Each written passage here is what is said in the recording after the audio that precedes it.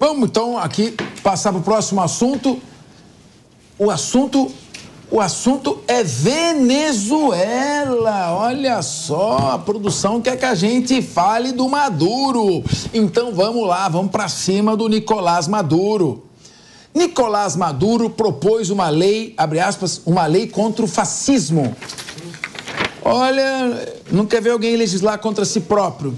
Propôs uma lei contra o fascismo para sancionar seus opositores na Venezuela. Ou seja, quem fizer oposição a mim é fascista, só vale a minha opinião. O resto é fascismo. A medida responde a protestos contra o governo e visa criar um alto comissariado de Estado contra o que ele chama de fascismo e neofascismo. Meu modelo é stalinismo. A vice-presidente venezuelana Delcy Rodrigues justifica a lei, citando a violência em manifestações passadas e o crescimento de movimentos fascistas globais. Enquanto isso, Maduro se prepara para concorrer ao seu terceiro mandato em julho, mais popular do que o Mussolini nos anos 30. E está em meio, nessa eleição dele, que vai ser no dia que nasceu o Hugo Chávez, ela ocorre em meio a prisões de quem se levanta contra ele.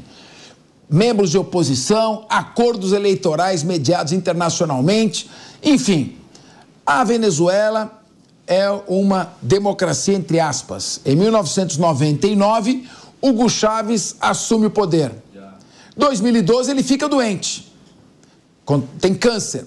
E aí é substituído interinamente pelo Nicolás Maduro, que se elege em 2013 e até agora não largou o osso. Ou seja, a característica das democracias e dos regimes republicanos é a alternância de poder. E agora ele vai preparar uma eleição, mandou prender a principal opositora. E agora, claro, numa ótima linguagem, expressão de linguagem, ele diz: quem for contra mim é fascista. Eu lembro que o Mussolini e o Hitler diziam: quem é contra mim é comunista.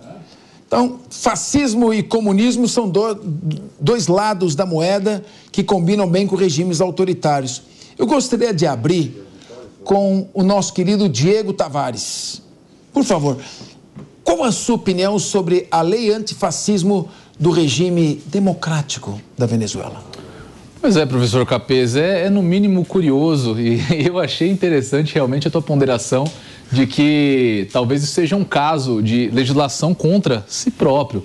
Porque, evidentemente, se existe um puro suco de fascismo na Venezuela, está considerado, ele está concentrado na pessoa do seu ditador, Nicolás Maduro, que persegue opositores políticos, que impede que opositores políticos tenham direito à voz, tenham direito de expressar as suas opiniões, tenham direito de fato, fazer oposição ao seu governo. E justifica a sua nação, liderada enquanto uma democracia, pelo simples fato da ocorrência de eleições, o que é ponto pacífico, tá, ao redor do planeta inteiro, de quem estuda democracias, que não bastam para que um Estado seja considerado uma democracia. É preciso que o processo democrático exista, que a democracia seja exercida no dia a dia do país, que os opositores tenham voz, tenham o direito de manifestar suas ideias sem ser taxados como fascistas. E agora, institucionalmente, isso já acontecia na prática, nós noticiamos aqui diversas vezes que o Nicolás Maduro, de fato, perseguiu e impediu que opositores se manifestassem, e agora isso ocorre de forma institucional, vira lei dentro da Venezuela, um instrumento normativo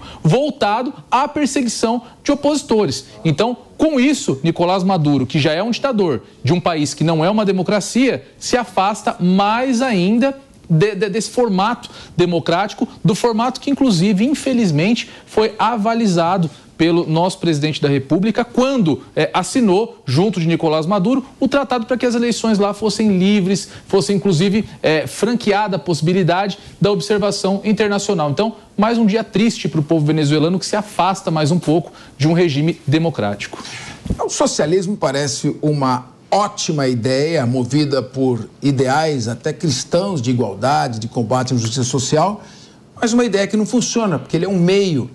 E quando você retira a liberdade de iniciativa, a propriedade privada, o estímulo para a produção, quando você começa a estatizar os meios de produção, a falar em ditadura do proletariado sobre a classe produtora, Esse sistema não deu certo.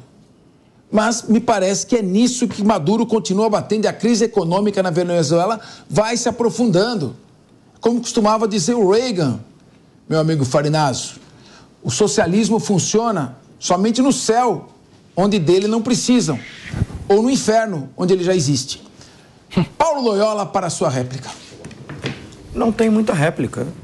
Na verdade, o chavismo, que é o atual regime da Venezuela, que na verdade é a continuidade das ideias do Chávez, que hoje estão sendo aplicadas por Maduro, e eu na verdade vou ter bastante acordo com as questões que foram ditas.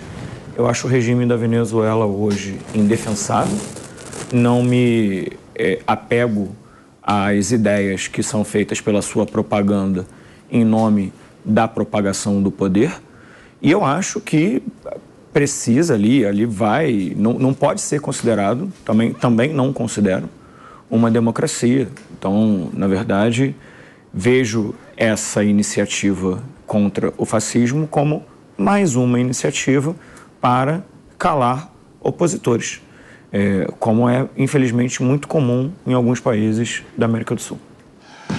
Muito bem. Bom, eu quero dizer que na sexta-feira estava presente aqui o economista Leandro Ferreira, que ele tem perfil de esquerda, e ele fez um comentário muito crítico também ao regime da Venezuela. Está ficando insustentável o que está acontecendo, independentemente de bandeira ideológica. Economicamente não está funcionando e a população está sofrendo. Eu estava vendo uma entrevista de que a população, em média, perdeu 20 quilos, em média, por deficiência nutricional. Querida Deise Ciocari. Capês, nem tem muito o que comentar, né? Essa situação na Venezuela, acho que ninguém sem consciência aprova. E, para mim, é simplesmente a inversão da lógica, o que seria normal e natural numa democracia, a inversão da lógica munida completamente de desfaçatez e cinismo, né? Não tem outra coisa para comentar em relação à Venezuela, né? Bom, então vamos fazer o seguinte: se o Maduro não vai cair de Maduro, né? Ele está ali, como é que chamava a polícia secreta do Stalin? Era Chaka, depois ela foi evoluindo até chegar a KGB. Né? Era como é que chamava o presidente? Beria. O Beria. Que depois, Lavrenti Beria. Que foi o chefe da polícia secreta. Georgiano, que nem o Georgiano, que o Stalin mandou matar também. Então vamos lá, não sobrou ninguém.